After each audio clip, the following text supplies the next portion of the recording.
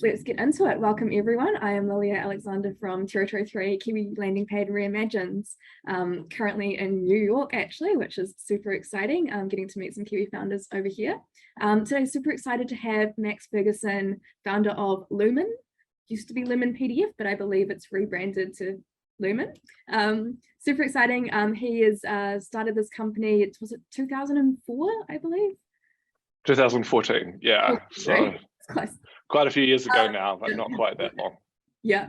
And you bootstrapped it as well, is that correct? Yeah, so Lumen's been fully bootstrapped from the start. Yep. Oh, super exciting. And 70 million users was the last number I heard. Correct. Yeah, probably a little bit higher now, but that's the last official count. Yep. Very impressive, and I know I use it quite often actually, mainly for e-signatures on documents and contracts and things that come through. So very useful for myself. But I'd love to hand over to you to just do a bit of a background on how did this all start? Definitely, yeah. So I actually grew up mostly in Christchurch. So I'm from here in New Zealand. I was really interested in software and engineering. So I studied at University of Canterbury, and I was studying engineering there. And towards the end of my degree there, I started working construction on the earthquake rebuild. And so I did some construction work. And then after that, I was still really interested in software. So I moved to California and started studying at Stanford University. Towards just as I was starting at Stanford, I sort of saw this need for a tool that could be used to annotate documents.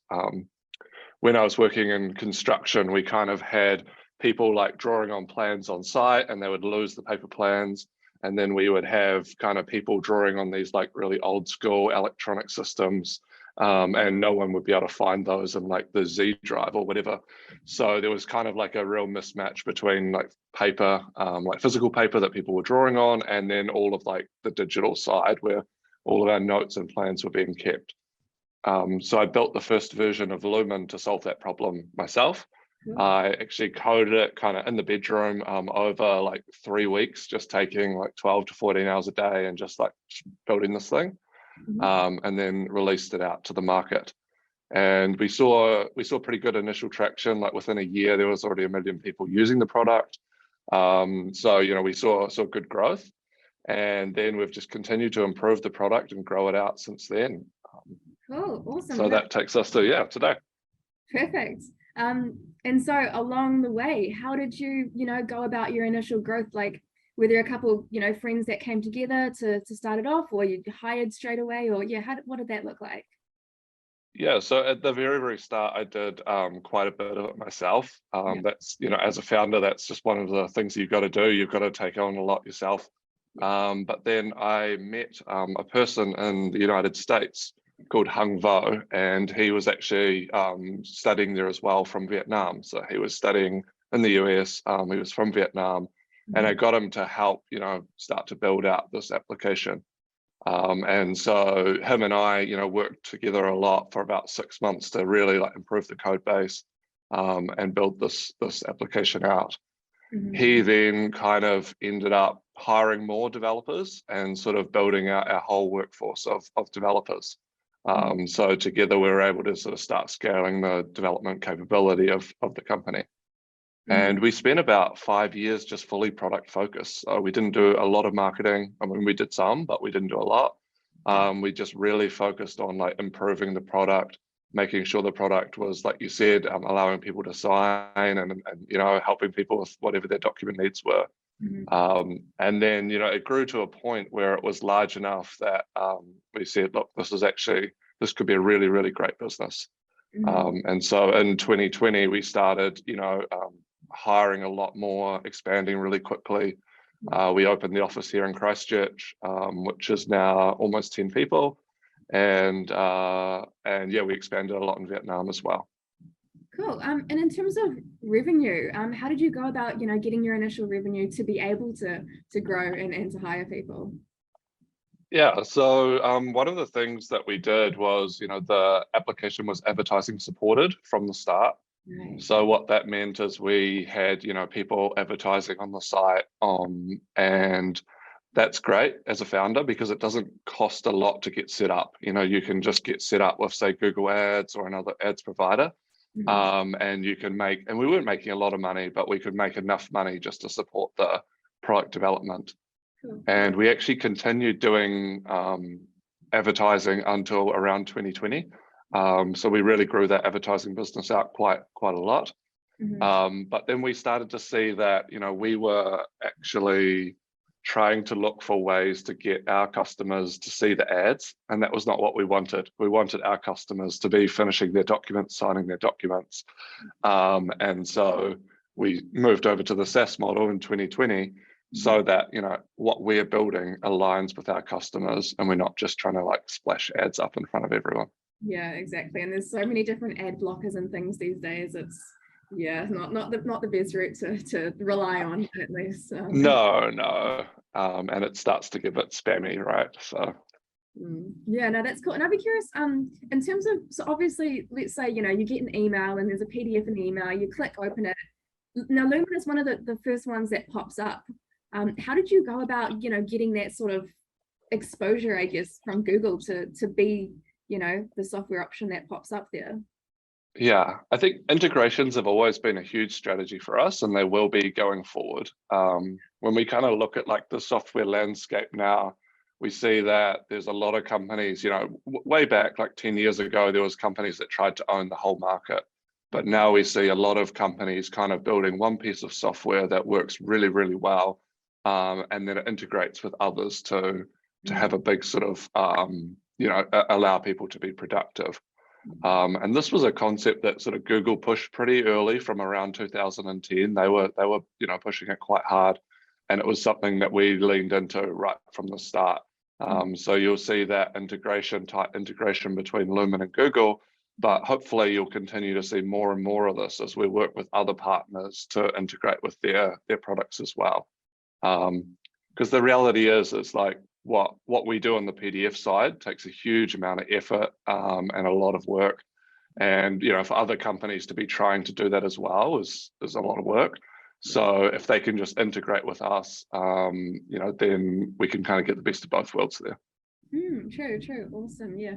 In terms of challenges that you've faced along your growth, has anything stood out as a major, you know, hurdle to overcome? Yeah, so there's quite a lot. I think, you know, as any founder, one of the biggest challenges is just dealing with the rate of change. So the business has been growing incredibly quickly. From, you know, say in our Christchurch office, we had one person here 2 years ago. Now we have 10 and we've got sort of space for 18. We've got plenty of jobs open. So just dealing with that kind of rate of change has been a real challenge, I think, for me, but also for everyone in the business. And, you know, people have had to move roles really quickly. So we've got people that, you know, came in as like a junior role, and a few months later they're like managing a full team. So that's been pretty exciting, but also you know, fairly challenging. Yeah, definitely, I can imagine. And what did things look like over COVID time for you, early 2020?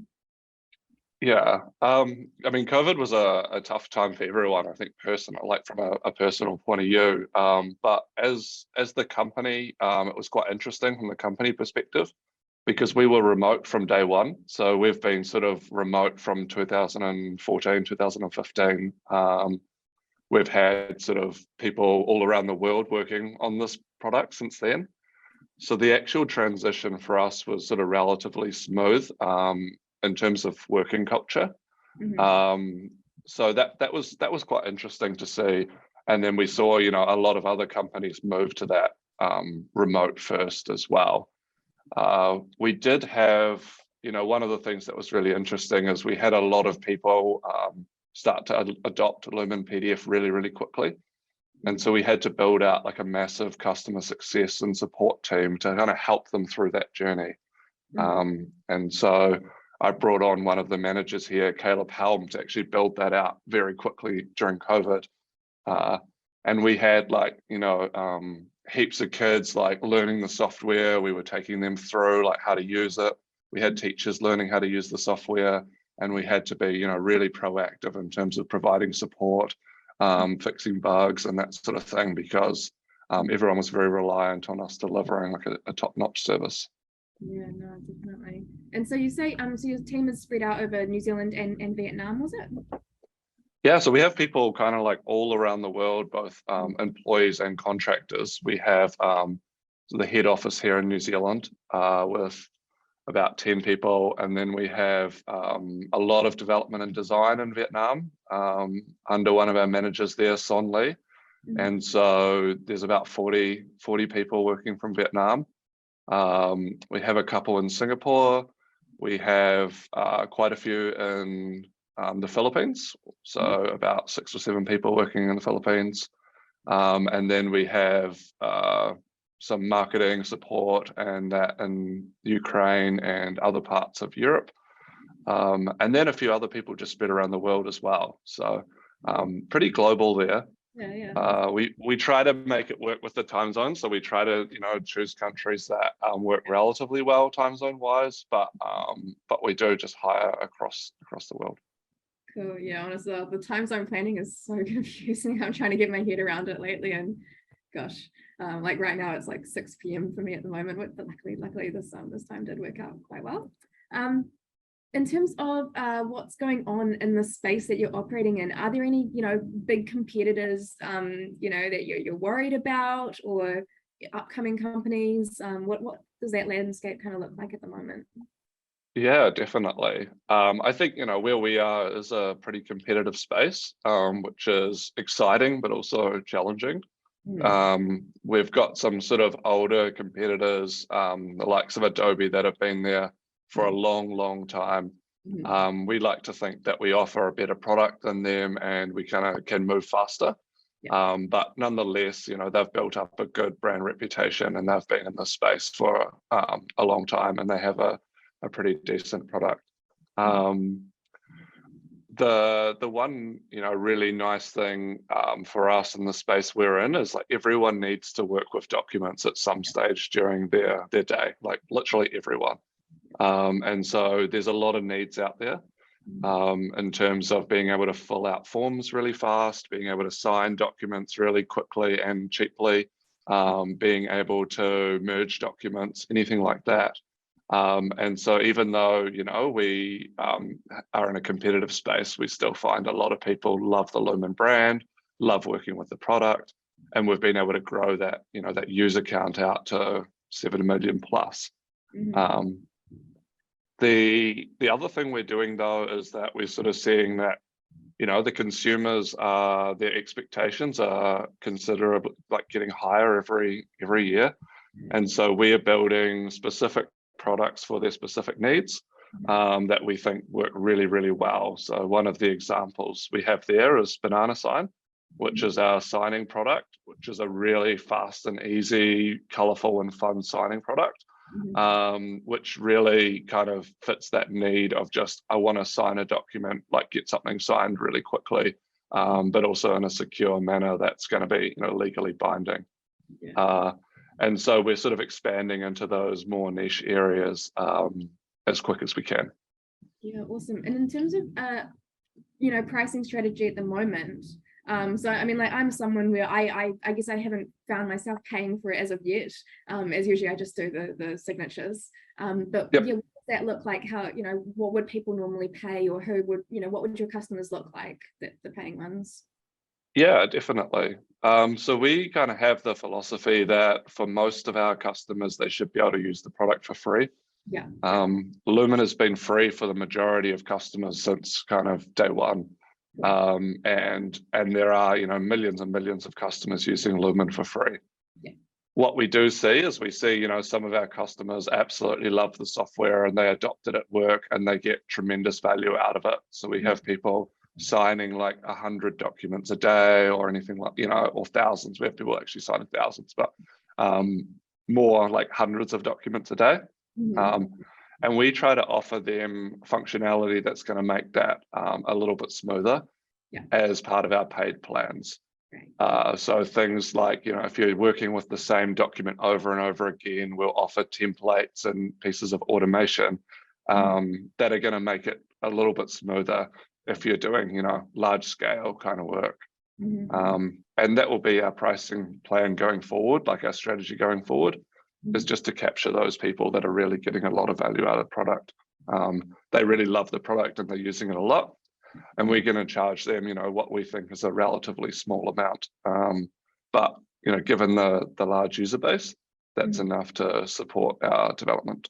Yeah, totally. And we need, I guess, a small percentage of those users to you know, put some cash forward to help out with the revenue. Yeah. And I mean, we also, you know, we love our paid customers and we offer them sort of top-notch support as well. So we've got, you know, a good portion of our whole company is just dedicated to support. We support all of the free users, but for the paid customers, you know, we're happy to get on a video call with them. We see a lot of them in person, like we really support them to sort of achieve their goals. Awesome. If you had to do it all again, what would you do differently? Yeah, definitely. Great question, always. So I think, you know, for all of the other founders listening out there, like Lumen was bootstrapped from the start. I think that's, you know, that's put us in a great position right now. But at the same time, that sort of made it difficult for everyone. Like everyone in the team has had to really push that extra little bit harder, work those longer hours, because we didn't just have, you know, like millions of dollars flowing into the company from venture capitalists. So we had to kind of build this out ourselves. So if I had to do it all again, I probably would go and raise like an angel round or something like that. Build out a really good network of people from the start that could help from both like a leadership point of view and a financial point of view. But you know, that has its risks as well, so take it with a grain of salt.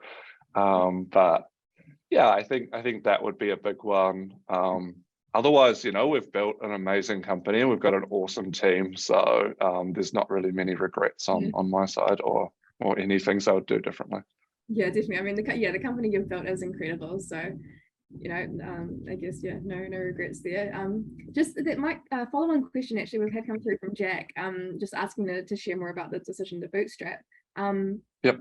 Just say in terms of pros and cons of I guess you kind of, you know, it's harder to grow as fast and you don't have the cash available to, you know, put into a ton of, you know, stuff at any one point. But yeah, was there a reason you didn't raise capital? Yeah, I mean, I think one of the main reasons was we were really product focused from the start. And I think, you know, a lot of investors, some are good and some are, you know, have different opinions, but quite a lot of them will push you to try to monetize from day one. Right. And I think, you know, that often tends product companies to building something like a bit superficial, pushing it really hard with marketing and kind of maybe not delivering on the true value. And so, you know, I really wanted to take those. Really, it took 5 years to actually build this product up to a level that I thought was really, really great and sellable effectively, before we even worried too much about monetization. Cool. And I don't think that's something that like a venture capital firm or having investors, they would start to get very nervous about that. On our side within the company, we were totally happy because we saw more and more people using the product and we saw more and more people coming back and using it over and over again. So we thought, look, as long as we're doing that and we're providing value, then, you know, the company will continue to exist. And we had no bank loans to pay back or anything like that. So no one was kind of chasing us to generate, you know, lots of revenue. So for me, you know, that was the biggest pro, was being able to really just focus on the product, focus on the customers, and not have too many distractions around reporting to a board or generating revenue from day one or anything like that. I think on the negative side, on the con side, like this is really great, but at the same time, you know, you do have to stay really customer focused if you're bootstrapped. So it's kind of easy being bootstrapped to build something that like no one needs and no one will pay for, because, you know, you have no one sort of watching what you're doing and pushing you in the right direction. So I think, if you are being bootstrapped, you have to be much more strict on yourself, and you have to, seek advice from other experienced people to make sure you are actually going the right way. I think the other big con of being bootstrapped, of not raising, is just that media attention. So, we see in the media like these big headlines saying, company X raised 100 million. That's great. But, if you're bootstrapped, you don't always get that level of publicity. I think that would be my pros and cons list.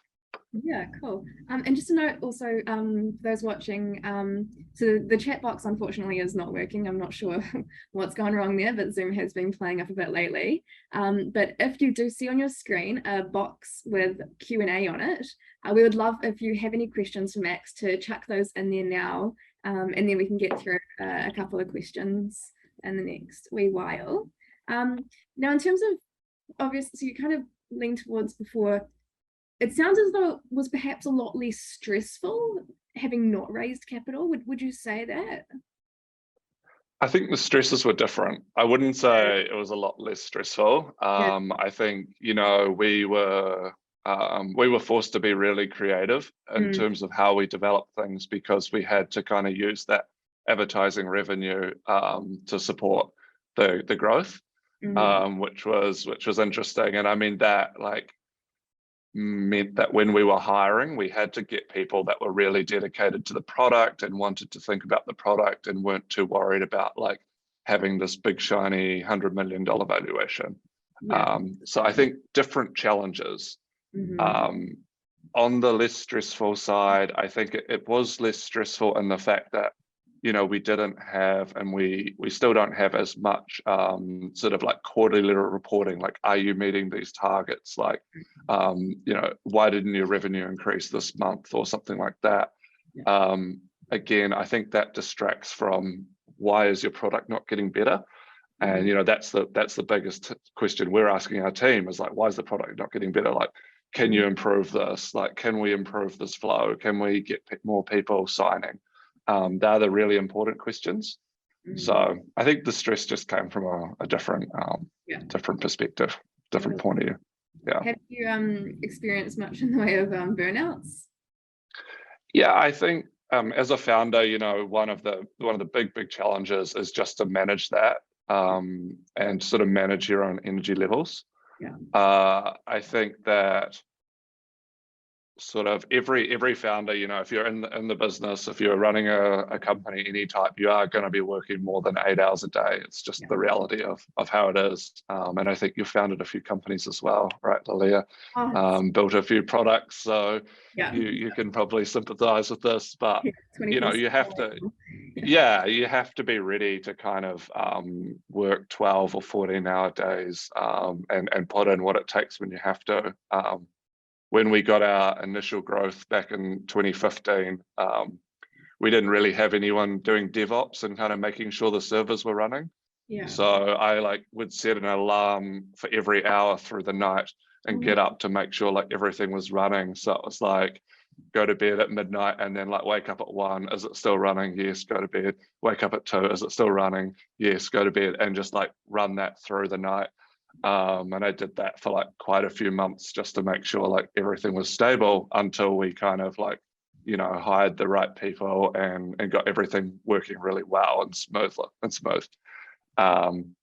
So definitely there's an expectation to work really hard as a founder, but I think the other side is kind of managing that, like you said, and making sure there's no burnout.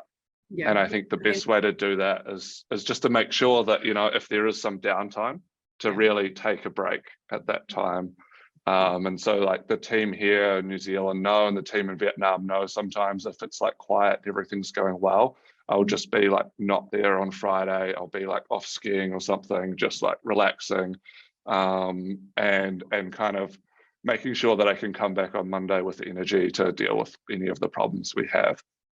So I think that's really critical. If things are going well, you just gotta rest, and you just gotta re-energize so that you can come in with fresh energy. I can imagine it would have been quite difficult to work on such broken sleep as well. It sounds very, yeah, not fun. Definitely, yeah. I mean, that was impossible, and definitely not the way I think a founder should be running a company. But at the same time, at that point, our priority was making sure the service was available to all of our customers, 24/7. And so that's what counted at that point was, can we deliver a reliable service?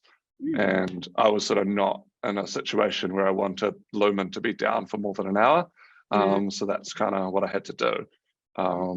But yeah, I mean, if I was doing that these days, it'd be a challenge. We've got a couple of questions coming through now, actually. Awesome. Follow up on in terms of funding versus bootstrapping. Do you think it is too late to take on VC investment / what is your exit plan if you have anything on the cards? Yeah, I don't think it's ever too late to take on VC investment. Like, I think, we're in a good position now. We have great company processes. We have lots of customers. We have a good revenue stream, and I'm not against VC funding. So we're definitely considering that. Okay. I think in the current market, there's just, it's tight in terms of VC funding. And so I'm not going to go out there and be, pushing and saying, give us money, because the reality is we don't need it right now. But, we're very open to it, and we want to grow out, new products. We want to grow out our business offerings. And I think VC funding or private equity funding is going to be really, really helpful for that. But, we don't want to sort of compromise our culture either. So when we do go and raise, we're going to be pretty strict about who we raise from and what sort of rights we give up. That's cool. Yeah, you're in quite a, I guess a comfortable position, you could say, that you've got some time where you can, pick and choose and be more aware of the process where you go about raising, and not, some people get very caught up in it and we'll take the first that they can get. Yeah, and I mean, we're 100% product focused as well. We want to be delivering that amazing product, and if we need to bring in outside investment to do it, we'll do that. We've got growth targets we still have to hit, so we will do that. So it's comfortable, but it's not. I mean, there's still pressure there in terms of exposure and all of that sort of thing. Like brand awareness, all of these things that we were working really hard on. But yeah, I do see a time where we'll raise sometime in the future. Cool. And just the other side of that question was, in terms of an exit plan, have you got some thoughts around that? Yeah, I think, again, it's one of those things that in VC type discussions, they want to see, what's your exit plan, because they want to get their money back. We just want to keep building the company, and we are starting to think about what mergers and acquisitions would look like. So both us acquiring other companies, but also the potential of us merging with other companies to deliver great products. So I can see, that being on the cards for the future for Lumen, either being involved in mergers and acquisitions in either way, either us sort of growing out through them, or us kind of, merging with another company. So, and I think we're seeing a lot of that both in our market as well in the PDF space, but across all of software, we're seeing a ton of companies kind of building out and getting stronger through mergers and acquisitions. Good point. Question here from Grant. Do you have any sort of advisory board in place at the moment? Yeah, so we do have a board, but we are building that as well. If anyone's interested in joining the board and has the necessary experience, I would love to talk to you. But we've had a really great board for about 2 or 3 years now. And we're kind of looking at building out some sort of board expertise in the area of SaaS, and sort of looking for a few people that have a great knowledge of marketing or SaaS integrations. So we will be looking to build that out. But having a board for me has been incredible. I wish I'd formed like a strong board really early on. because having some really experienced people in the room helping to feed into the company strategy is just amazing. Yeah, definitely valuable to have that kind of external insight coming in as you do grow. We do have quite a few more Definitely coming through now, actually, so we'll see what we can get through. We've got a question from Cassie. How do you keep your team focused and motivated now that your company has grown and not lose sight of your company's vision? Yeah, that's an amazing question. And if I had the answer to that, I feel like I would be, best founder of all time. It's a really tricky one. But we do, yesterday we had sort of a company-wide, like everyone, all hands meeting. We do quite a lot of those where we talk about strategy. We try to keep everyone updated and we try to get everyone's feedback feeding into the product and keep everyone really, really connected. That's definitely, something we've got to, like every company that's remote has to work on really hard because it's harder to do, not in person. The other thing we do is we try to get people together in person through the likes of conferences and meetings. So we are, our whole team is flying to SASTA in San Francisco. Or most of the team, we can't, not everyone can come, but all the people that can come are going. And we're going to, get together and talk about the product and see what other founders are doing and other companies are doing. We plan to do something similar again in New Zealand like that early next year, where we're going to bring a lot of our team members from Vietnam out to New Zealand, get together for a week, talk about the product, talk about where we're going, get everyone's opinion and get everyone's feedback. So, we push really hard to make sure everyone feels like, they have an impact and they get to talk to everyone about what we're doing. And that's something we're continuing, going to continue to do as we get larger. Yeah, no, that's a really kind of, I guess it's a fun and exciting way to help, people together and motivators having, confidence. It is. Together. Yeah, and I think, it's it takes a lot of effort and it takes a lot of money to do this sort of thing. But at the other side, that's like the thing that makes the company the strongest is the fact that everyone's kind of engaged and knows each other and gets to meet with all of the remote, different team members. So the benefit's definitely there. It's just sort of us as a company investing in that and making that a priority.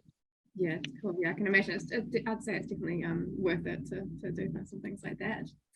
Definitely. Question from Grant says, I'm keen to hear about your strategy development and planning process and how you lead that as CEO. Yeah, so we have a policy where sort of anyone can throw ideas anywhere. Like we have Slack channels where people can put in feedback. And so, the team is really, really great at just seeing new trends in the market, seeing customer requests or anything and like feeding that through. And so we have this amazing culture where everyone just feeds their ideas through. And then we kind of bring that up into meetings with smaller groups of people, and we talk about, which ones of these, which ideas, really have merit and where we want to kind of push that through. And then we discuss that and then we feed that right back through to the team. So, that's kind of the process. It's really bottom up. Everyone's feeding into the strategy. And then, we choose a few really key directions and things we want to focus on each quarter. And we align everyone to those goals and work towards it. Awesome. Question from Peter. How did you find the efficiency in terms of quality production output per dollar from your offshore teams versus NZ-based engineering teams? Did you keep your tech leads in NZ and have them lead the offshore teams, or did you have fully offshore teams? Yeah, good question. The reality is I don't look at production output per dollar. I think that's a very private equity venture capital way of looking at things.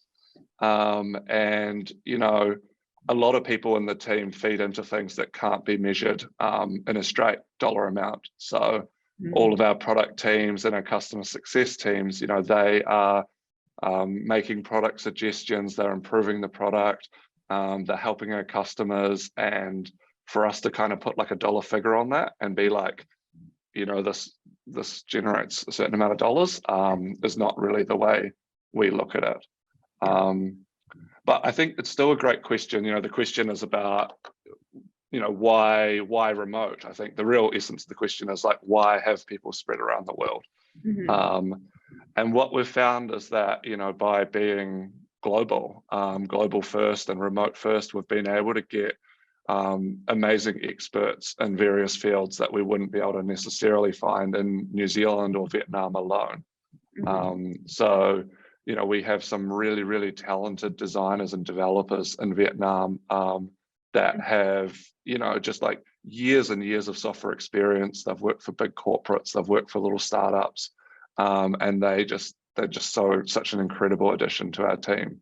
The same here in New Zealand, we've got people that are just so initiative and so dedicated to the project, and so creative. And so I think, you know, being able to have that kind of expertise feed in from everyone, you know, across the world has just made the product much, much better. But, you know, on a dollars per employee basis, I'm not really kind of measuring that. Question from Anonymous, a functional question.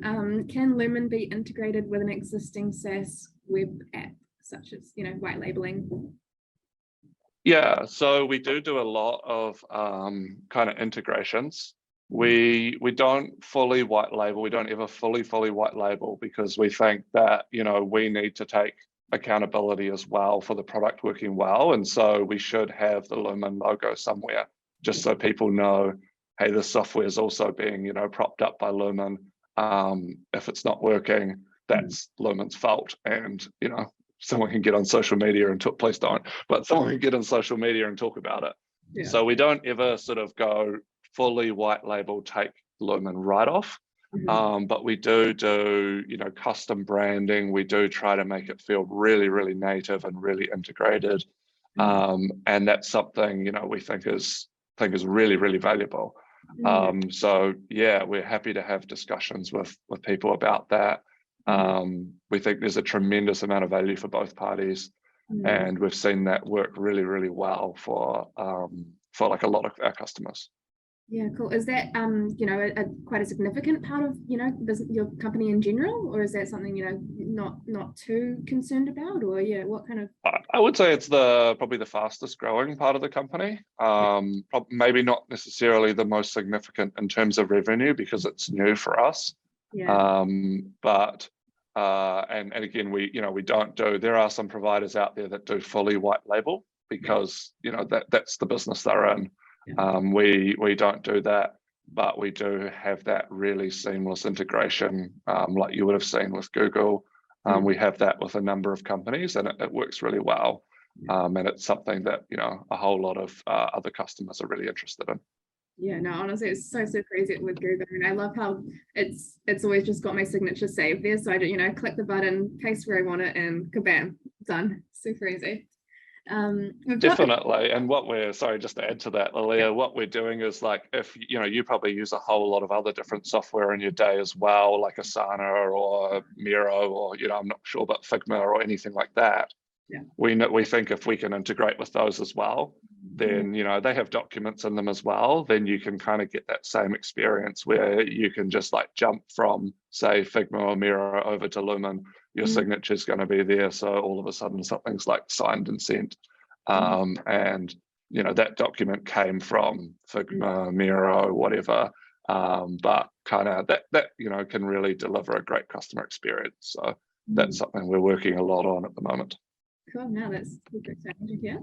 The next question is kind of going back to the chat about bootstrapping versus investment, from Jackie asking, yep, from your view, how far should the product be developed before taking on investment? I'm assuming they mean just in general for any startup, but correct me if I'm wrong. Yeah, that's a really good question as well. And I don't have like a perfect answer to that one, because I think it really does depend. some things, some startups, there's probably a tremendous amount of potential, but the development is going to take a massive investment. Right. And so, those companies have probably got to raise a lot up front. Yeah. I think before they go out and raise, they do need to have a really good idea of how much it's going to cost them. So for those companies that are going to raise up front, they've got to be honest, and they've got to go out there and say, look, this product is going to take, $10 million to build. Which I think is something that people might shy away from a little bit in the New Zealand startup world, is just being like straight up front and being like, the opportunity here is big, but it is going to cost you a lot up front. And quite often those companies end up taking, like $100,000 investment, and then obviously they can't deliver on their vision. Other products, it is possible for the founder just to build a proof of concept. And if the founder or the founding team can do that, they definitely should. So, it really does depend on the scenario. But one thing I learned because I did quite a lot of work and study at the Stanford Business School, there is a lot of validation you can do without even having the product. This is real Silicon Valley, style. But you can kind of go out there and talk to a lot of customers, get them to sign agreements that they will, use the product when it's developed, anything like that. Sort of go and do a lot of research, market research, and even just put a sales page up and just see what people think of the product offering. So you can do a lot of that work before raising investment, and I would definitely recommend that new founders do that. Yeah, totally. And I think it's important as well to kind of make a bit of a roadmap, because obviously if your product is further along, your valuation can be a bit higher, you raise a bit more, and you kind of need to plan out, like, are you going to need to raise again in a couple of years or so? And, there's a bit of definitely a bit of thought that does have to go into these kind of things when you are raising. Definitely. The other example I really love, I think they still do this, but at Amazon for a long time, at AWS, which is obviously Amazon Web Services, which is obviously incredibly successful company, took the web services market by storm and just absolutely dominated it.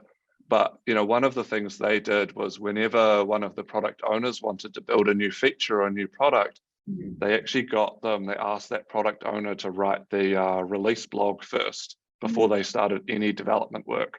So they kind of had to write all of the press release stuff and write, like a nice big blog with some diagrams and that, saying what this product is going to be when it's released, as if, it was ready to go out. And I think it's a really cool method of sort of painting a picture in everyone's mind of what a product is going to look like before it hits the market. Because if you can't write like a really good blog about what this product does and why customers should use it, then maybe it's not the right product to be building. But once you have that release there and you're saying exactly what the product does and why the customers should use it, then it's also really easy for the product team to actually go out and build that, meet that brief. So it's a really cool kind of strategy that I would throw out there, maybe to new founders and to other company execs to try and experiment with. Yeah, cool. That's definitely an interesting tactic, but I can see just a quick note, we have up to 15 minutes left, so if anyone does have any burning questions, now is the time to chuck that in the Q&A. So if you chuck those in now if you have any questions. What does the next year look like for you, Max? Yeah, so we are kind of growing out our teams all across the world. So I think right now in New Zealand, actually globally, we're hiring for a designer, we're hiring for anyone with data expertise, we're hiring in sales as well. So we're looking for sort of senior sales and a junior sales. So definitely growing out, and then the same in Vietnam, that team is always hiring as well. And that's both to support the Lumen product and to support some of the newer products that we sort of have come into the market soon. The other thing we're doing is we're having a really huge focus, as you might have heard from some of those earlier comments, but we're having a huge focus on integrations. Yeah. So we're looking for partners both in tech and not in tech to integrate with our software, so we can kind of deliver this super easy signing flow and document tools to them. So if anyone's out there sort of in the space of anything real estate, accounting, anything or tech, if they want to integrate with some of our products, now's a great time to sort of reach out and talk to us. We've seen it work incredibly well with a lot of other companies. So, we think there's some really great potential there. Cool, awesome. We just have had one question come through from Steve. Question on remote teams. Do you use any sort of timesheet tracking? If so, what do you use? And if you don't, what KPIs or metrics do you use to figure out if people are working at top performance? Interesting question. Yeah, definitely. So we do a bit of both. Like we do timesheet tracking, but I don't ever think anyone looks at the timesheets, or it's like it's there as a for the accounting purposes. Yeah. What we really kind of push is impact. We use the OKR framework, which has been around for a while. It was developed by Google to get everyone aligned. Yeah. And so we have a few company objectives that we want to achieve every quarter. And then we break those right down into sort of division objectives and team objectives and individual objectives. And we, at each quarter, we sort of discuss with everyone what their individual objectives are and what their team objectives are. And then we just send them out to go and do them. And then, at the end of the quarter, we come back and talk about what went well and what didn't go so well. I found that works so much better than timesheets. It's just making sure everyone can have impact at the company and feeling, committed. And I mean, the reality is like for Lumen, the number of hours you put in, like you could sit there all day and put in 12 hours, but like that's not going to help us go forward. It's really about kind of, having impact. So, that's what we do. I'm happy if anyone wants to reach out to me afterwards on LinkedIn to talk about like the actual software we do to like handle the accounting side. Because obviously there's still requirements to like make sure people are working and that sort of thing. But as a founder, I definitely wouldn't put a lot of focus on that in terms of measuring performance. Yeah. Question here from John. What is the best way to contact you to talk about a possible integration? Yeah, definitely. So there's a couple different ways. We've got, you can reach out to me directly on LinkedIn. You can reach out to our sales team at sales@lumenpdf.com. Or you can reach out to, our head of sales here, who's Caleb Helm. He's really, really great with integrations. You can get him at caleb@lumenpdf.com. A couple of channels there. So reach out. We'll set up a bit of a meeting. A lot of the times we set up a in-person meeting for these things as well, so we can come to you and chat. We've done them all over the world, so don't let that stop you either. No, that's awesome. Cool. Okay. Got no more questions come through, so I might wrap it up now. Any last thoughts for founders who are watching and curious to learn a bit from you, from your story?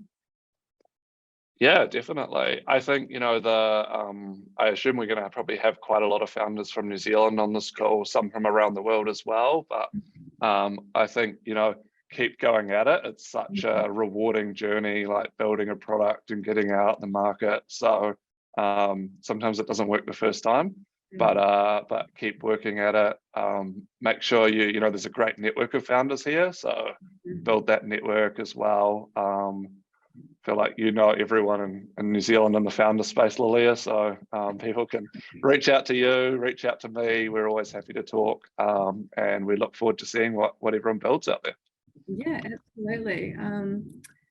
Cool. And also, so this webinar has been recorded, so if you know anyone that would love to hear Max's story, I'll have this posted up on our YouTube website, LinkedIn, everything within the next couple of hours.